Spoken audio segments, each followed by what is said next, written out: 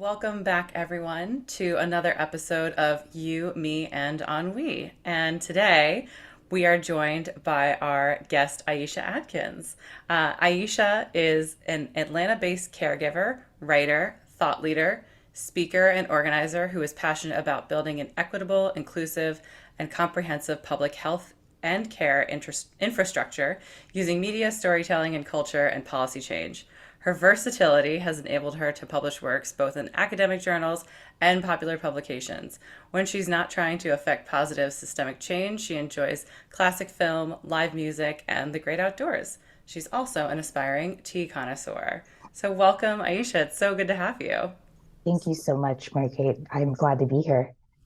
Yeah, so we're we're really happy to have you here for the opportunity to talk about what you've written about for us actually on Amendo is the relationship that you have with your parents. So the crux of this season on Yumi and Ennui is about relationships, but we're really exploring it from every single possible angle, probably outside of romantic, right? So we're really interested in digging into relationships with your parents and how that, evolves over time.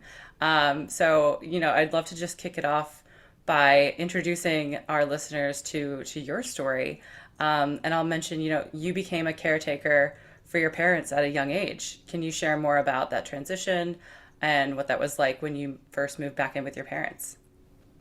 Most definitely. So I started caring for my mother at the age of 27 when she was diagnosed with frontotemporal dementia, which is a rare form of dementia impacting adults under the age of 60, which is different from other forms that tend to impact folks later in life.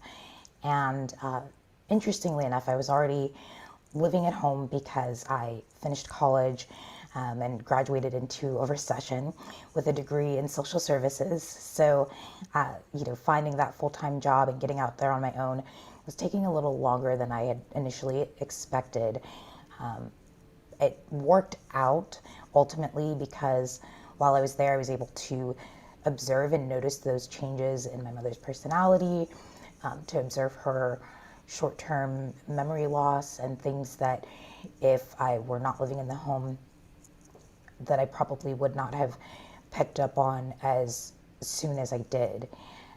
But being there in the home certainly was not my not my goal, and I didn't realize that it would kind of forecast the rest of my future in a lot of ways. Wow. I mean, it was because you were at home that you started to see the changes in your mother. That's really incredible. And I think a lot of folks, you have such a unique circumstance, but I think a lot of folks can relate to moving back home. At least personally, I can. I have moved back home twice with my parents. When I'm either in between leases or it made more sense, but it didn't make that transition any easier. Can you share more about like what that change was like when you were living with your parents and maybe any of the challenges that came with it? I think particularly when you are coming from a more independent space.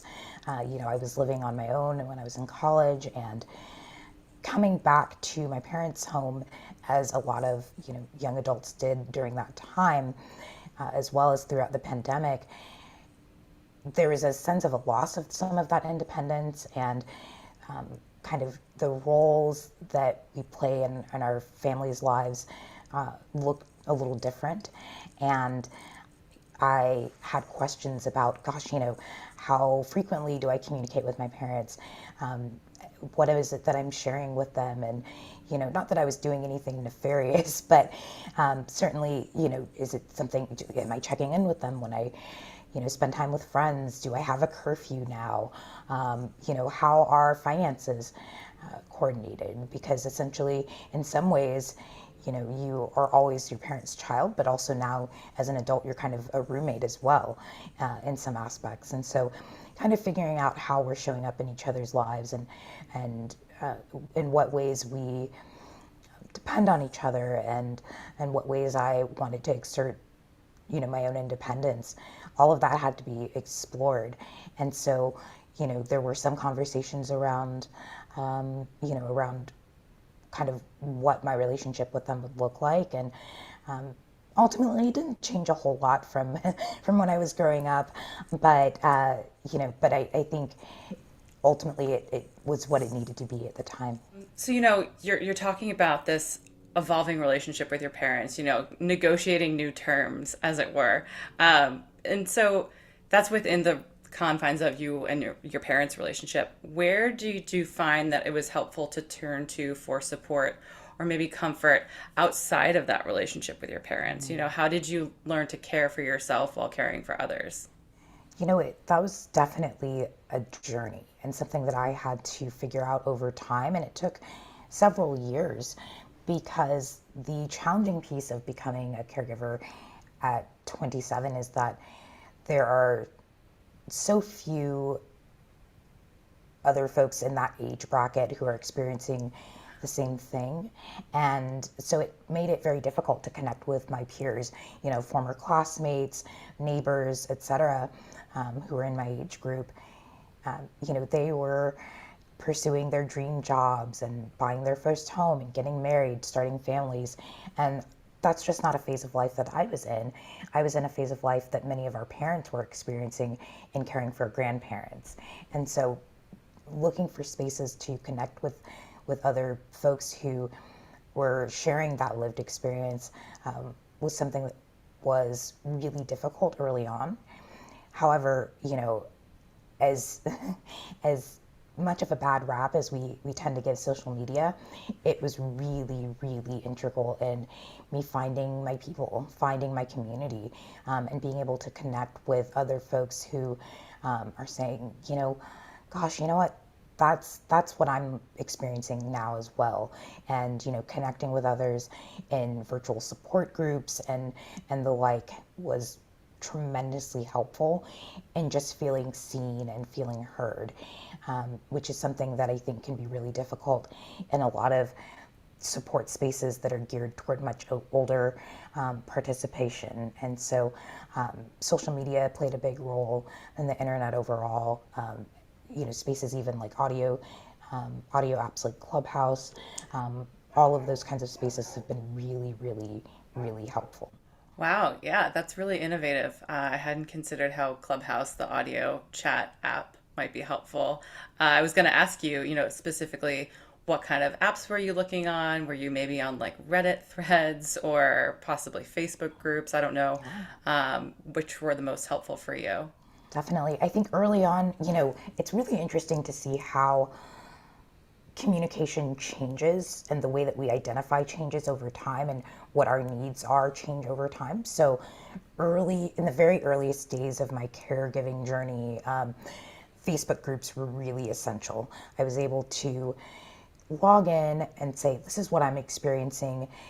Has anyone else gone through this? And, it kind of offered a space to vent. But then as I transformed into kind of more of an advocate and an activist in this space, and I looked for spaces that were a bit more uplifting, I transferred some of my energies outside of the care space, and now really put a lot of energy, from the Facebook spaces, and have placed a lot of energy in a lot of the advocacy work that I do, and a lot of the writing and finding people who are doing similar work around caregiving, through my role at Caring Across Generations. I've really found a community there of people who are eager to make positive change through policies that impact family caregivers and the people they're caring for. So the needs have changed and evolved over time. And then, through the course of the pandemic, I was able to log on to Clubhouse and connect with other groups of caregivers there. And so, and the conversations have been a bit different, I think. Sometimes you can find spaces where you just need to vent and you just need people to kind of be that listening ear. Sometimes you need spaces for folks to encourage you toward action. And then sometimes you just need spaces to brainstorm. And there, different mediums can be helpful for each of those areas of need for me. Wow. I mean, I guess my follow-up questions to both of to all of that are two. One, you've talked about how a lot of times people who are in your situation are of a different age demographic. Did you feel it? Was it more internal, like you were more self-aware? Oh, I think I might be the youngest person here, or is that something that you heard from other people, or did you find maybe other people who were in a very similar situation to you as far Sure, as age? Yeah. sure. Yeah, all of the above. I definitely, when I've attended some of the online groups, even, I've certainly been one of the youngest, if not the youngest, people in the virtual space. And then once I did connect with others who were closer to my age, understanding that they had the same experience and found it more challenging to connect in all aspects of their lived experience. It helped me, first of all, identify the need for spaces for younger caregivers, but also just to recognize that I'm not actually alone, even if it feels like it from time to time. So other than it sounds like you found a really rich support community. Are there other ways that you practice caring for yourself besides doing that sort of outreach? Definitely. I am a big proponent of therapy. It's something that has been so life changing during this particular journey. Caregiving can be really rewarding, but can also be really challenging. And, I think something that people tend to overlook is the fact that oftentimes when we are providing care for someone, it's because they are sick. And, at the end of the day, having very sick parents is a very emotional experience. And so having a therapist to kind of help me unpack some of that and process what I'm experiencing and what it means in relation to my own life and past experiences, and all of the things that kind of come into play has been incredibly helpful. And then I think also just trying to take care of myself in practical ways, like eating right, getting, exercise, trying to get sleep when I can, which is often easier said than done. But at least prioritizing these things in my life has been tremendously helpful. And being really intentional. I know this season is about relationships, and one thing that I've learned over the course of this journey is to be intentional about the relationships that I have, socially, romantically, even with work, making sure that I am, spending my energy wisely because it is in limited amount right now, and making sure that I am showing up for people who've shown up for me and who support me, finding ways to connect with people differently maybe than I would have in the past, and really just leaning into the people who are rooting for me and who have been constant supports for me. The one thing about becoming a caregiver at a young age is that you know sometimes folks when they don't quite know what to say or cannot relate to what you're experiencing, their initial reaction is to kind of just fade away, right? And I think that was a really difficult lesson to learn. But, with growth and maturity on my part, I had to understand that, you know, it's not their fault that they've not had this life experience yet. Someday, ultimately, they most likely will. But they just don't know how to process what's going on with me. And, finding my people and finding folks who, even if they don't understand what I'm experiencing, can say, listen, I'm going to meet you where you are. So if that means, we can hang out for 30 minutes at a coffee shop, then that's what I'll do. And I'm willing, because I value your friendship and I value your presence in my life. So really leaning into those relationships has been helpful in helping me to fight loneliness, to fight isolation, and to really boost my mental health. That's really beautiful. And, you've also blogged about the role that faith plays in your life. Can you say a little bit more about how that relates to your own self care, especially as a caregiver? Most definitely. I spend a lot of time reading devotionals. I journal a lot. Prayer is a constant. I would not make it through a single day without prayer, without knowing that, you know, God is a constant, and that, amidst the seeming chaos, that He is in ultimate control.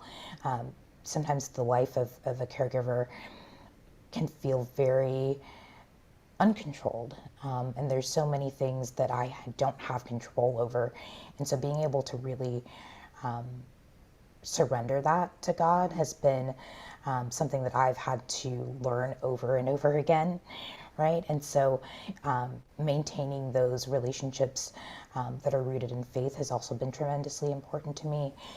Spending that time, praying with one another and, cultivating that fellowship has been tremendously important as well. Calling on our church family, our church community to, show up for us as well in practical ways has been a tremendous blessing, whether it's, calling on folks because we need meals prepared or transportation assistance and things like that. But maintaining those relationships that have God at the center is something that has really continued to uplift me. And then, maintaining my own personal relationship with God as well has been so important. And I would say that this journey has definitely deepened my faith in ways that I could not have anticipated. But certainly that when you're kind of brought to that space where you have no other choice but to depend on God, but to trust in Him, you find that that's where you grow in your faith. Yeah, I'd love to hear more about, what does your day-to-day prayer relationship look like that? And what I mean is, I know personally speaking, my prayers are often petition, like asking for things, or sometimes they're actually like shaking my fist up in the air saying like, why? And then a lot of the times it's just a big thank you. So I wonder, how does that look like for you? And, even on a day-to-day basis. That's a great question. So yes, I can relate to much of what you're saying. And it varies from day to day, from week to week. When there is a particularly acute situation going on where someone's in the hospital or, having a particularly challenging night, there can be those moments of asking why. Is this, what did we do as a family, collectively or individually? Like what happened? And really wanting answers, right? But then usually by the morning it's, thank you for bringing us through another night. Please just give me the patience and the strength that I need and the grace that I need to get through another day. And this is what, these are my common prayers. And on those nights or, during those days when there is an emergency situation, there's a lot of prayer for healing, a lot of prayer um, for not patience, but prayers um, for a calm spirit and trust and knowing that, okay, whatever is happening is in your hands, and I trust that whatever the result is your will ultimately, and really becoming comfortable with that and okay with that is something that I've learned as well. Yeah, I mean, I smiled when you said not patience. I'm not praying for patience because I have had that conversation with a friend. She said you need to stop praying for patience because you're only going to get opportunities to become more patient, and, Exactly, that has stuck exactly. with me. So I really, what you're saying really resonates with me, and I think it will with the people listening at home as well. And so, you, thank you for being so honest with, where the challenges have been. You've also written about how rewarding it is to learn from your parents. What's been the most unexpected or greatest lesson that you've learned from them, and have you taught them anything as well in this time?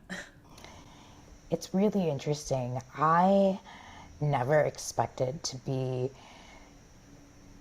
in the front row of a master class on marriage and relationships. My parents are high school sweethearts. They've been together since they were 15 and 17, or 15 and 16, and then but they had known each other most of their lives. Their families were close. And it's been really incredible to see them love each other through some of the most challenging times in their lives. Um, there are things that, I think would make the average person run screaming for the hills. But being able to witness their vows in action, to witness their love in action, has been really inspiring. And I think, the lesson that I learned is that, if my love doesn't resemble that in some way, if someone's love for me doesn't resemble that kind of relationship, that dedication, that steadfastness, then it's not something that I want. And the reason that's important is because, I spent so much of my 20s and early 30s so upset and frustrated by relationships that didn't work out. And, um, you know, in retrospect, thinking back, I realized that, it wasn't the right relationship for me. And I had to kind of be resolved to that. But again, witnessing what my parents have, not to say that, they've had the perfect marriage, because they're not perfect people, but certainly the way that they've loved each other and the way that they've shown up truly with that unconditional love for one another, that has been rooted in their faith in Christ. Like, I'm in awe still Yeah. every day. And that's something that I am willing to wait for and willing to strive for in my own romantic relationship someday. Amen. That was beautiful. So that is so wonderful that this proximity with to your parents has really, like you said, I love what you said, given you a front row seat in a master class to marriage, and to really see those vows lived out. That's going to stick with me for a little while. So listening to you share your experience, and I keep talking. I've said a few times that it's a unique circumstance, but I'm curious to know, like, do you happen to have a stat or know, on average, how many Americans, say, are in your position as young caretakers? How is it unique, or is it more often than you would even think? Yes, it is actually more common than a lot of folks realize. I believe so. There are 53 million family caregivers in the U.S. Of that 53 million, I believe about 25% are young adults, and this also includes folks in their teens. So this is Oh, wow. something that is, it's common, and it's becoming more increasingly so. And so it's something that, one of the reasons that I'm so vocal about it is because I want people to know that they're not alone. I want people Yeah. to be able to connect and to relate to what others are going through and to feel less isolated. Great. I mean, that's what a great mission you have. And that's interesting. So it sounds like about a fourth of caregivers are young adults in their teens. Wow. But for everyone who's not in that position, they might not find themselves as a caregiver to their parents, or at least right now. They might in the future. But from this time in your life, what would you say would be your best advice to others about cultivating a strong relationship with their parents, whether or not they live with them? Definitely. Yeah. I mean, I think that that's a great point. Caregiving relationships can come in all different shapes and forms. There are all different kinds of configurations of families. And what I would say is that one of the pivotal moments for me is when I finally reached acceptance of my role, acceptance of my mother's illness. It didn't mean that I was happy about any of it, because it is a really difficult situation to be in. But once I really acknowledged and accepted that this is what's going on, this is where I am in life right now, this is where God wants me, then I was able to take the time to really appreciate those subtle moments, to appreciate those things and those opportunities that I know won't come around again. So it might be something as simple as just, we could be sitting there watching television and I'm just holding my mom's hand, right? Well, there was a time when I was frustrated by that because, society, etc., puts these expectations on us around, oh, by the time you're 25 you should be married, by the time you're 30 you should have your own home, etc., etc. And I felt like all of these things were just passing me by and I didn't understand. But once I realized that, what, there are plenty of homes out there, I haven't met my person, so I'm not worried that I'm not going to get married just yet. You know, there are plenty of job opportunities that will be available, but I only get one set of parents. I can't trade them out. I can't put them, on a layaway plan or, pay in for whatever it is that's popular right now. These are the parents I have. And so, you know, prioritizing them and centering them in my life for as long as I can is where I'm willing to live right now. And so I would just encourage folks to examine their hearts and really ask God to reveal to them what their priorities need to be and to help them move through acceptance. And acceptance also is not something that you do once and move on. It's something you have to come to time and time again. But the more you do it, the easier it does become. And it can completely change your outlook and your perspective on your role and help you to live a more intentional and meaningful life. Yeah, I actually want to touch on something from acceptance that you've been saying. Just I can give a personal example when I think the first time that I decided to move back in with my parents, just as like a little period between things, I was woken up in the middle of the night by my mom, and she comes in and she shows me her phone. She says, "Help me, help me. I've posted every single photo on my camera roll to Facebook. How do I fix this?" And your face is my face. I was so shocked, and so I like took her phone and I tried to figure out like how to delete everything. And then as I'm deleting everything, I see her looking around at my room, just like checking how messy it is. And I remember thinking like, you are not in the position of power right now, my friend. Like you put my brother's health insurance card on your on Facebook. And so I deleted it. And for me, I was like, I remember thinking, wow, my parents are human. They're not always going to be right. And I wonder if there was a moment like that for you, the first time you remember thinking, oh, okay, so we're all adults and we're all imperfect. What was that like for you? Yeah, I mean, I think it was probably something as simple as realizing that, you know, my dad didn't know how to like load the dishwasher correctly or something like that, right? And how frustrated I was in that moment, but also realizing like, my parents had, as progressive and as forward thinking as they were, they also kind of adhered to some traditional gender roles and, me kind of trying to figure some of that out and navigate that as I took on some of the roles that my mother had previously handled, realizing that my father is very disorganized, that my mother was super duper organized, but really just kind of seeing how they showed up as adults and things, like paying for insurance and you know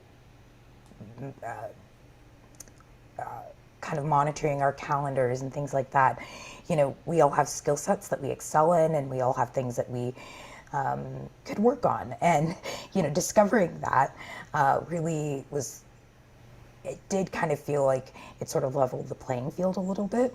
And what it revealed to me is that, you know, as I was still kind of coming into my role as an adult, that adults don't have it all figured out. Mm-hmm. And that's something that I think I had to grapple with, and it took me a moment because I was still looking to my parents for guidance and realizing that they actually don't have all the answers. So this is actually something we're going to have to figure out together. Yeah, yeah. That's a really good point. So switching gears, can you tell us a little bit about, or tell us about the organization that you founded, Our Turn to Care? I can. So I founded Our Turn to Care in 2017 because I did notice a lack of support systems, not only for younger caregivers, but for caregivers of color and folks who are kind of historically marginalized. Um, you know, as many things as caregivers can have in common, there are just systemic lived experiences that differ based on how you show up in the world, whether it's, you know, your race and, you know, other ways that you identify. And so I really wanted to be able to cultivate spaces that were really intentionally created with that in mind. We eventually merged with the Love Labor Project, and then after about 4 years, we eventually disbanded because we were both myself and my co-executive director, were really overwhelmed with care responsibilities. And so we ultimately decided to pause those services. That being said, I am working on something new, and we'll be sharing more about that later this year. But I'm really excited, and I'm really hopeful that I'll be able to help folks in a different way. But I encourage folks to stay tuned to my website and social media for more about that in the future. And so there's one question that we're asking all of our guests, and it has to do with the third word in our podcast title, ennui. So this idea of listlessness, blahs, feeling stuck. Is there anything giving you a sense of ennui right now? Oh gosh. Yeah, I mean, I would say that imposter syndrome. Imposter syndrome is real. I think that because I entered into my career later in life than many of my peers, where my peers have, you know, at least 10 years work experience behind them. I only have a couple of years um, of organizing experience in my pocket. And so there are times when I feel uncertain of how I ended up at the table. You know, and I that can be immobilizing at times, and it can feel very challenging to just kind of to stay motivated because I want to make sure that I'm showing up as my best self. The problem comes in when I am comparing my best to someone else's best. Yeah. And that can make me feel kind of blah. But when I remind myself that, you know, the only comparison I can make is to the me that I was yesterday, I feel much better and I can get unstuck. And then a good music playlist doesn't hurt either. Oh, well, now you're going to have to drop the link to the music playlist that you listen to as well. I was going to ask you how you break out of it. I really like that Yeah. comparison of, you know, you can only compare yourself to the you that you were yesterday. So I think that really resonates with me. Well, thank you so much, Aisha, for joining us. This has been a really enlightening conversation. I think this is such a helpful way to look at your relationship with your parents, no matter what the challenges look like, because it really depends on the person, right? Um, so, if there's anything else that you'd like to share, or where people can find or read your work, or what you're going to be up to, feel free to share that right now. Most definitely. I am always happy to connect with folks. Um, I think the easiest way to reach out is via my website, which is just my name, Aisha Adkins. I'm also on social media, Twitter at Aisha Adkins, and Instagram at Aisha, Instagram Aisha.Adkins.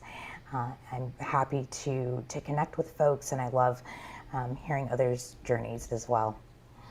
Great. And, fun fact, you can also find Aisha's writing on our website on Amendo. Her most recent article is about what you learned from moving back in with your parents. So we'll also link to that as well. And thank you again. Yes, thank you so much. This has been lovely.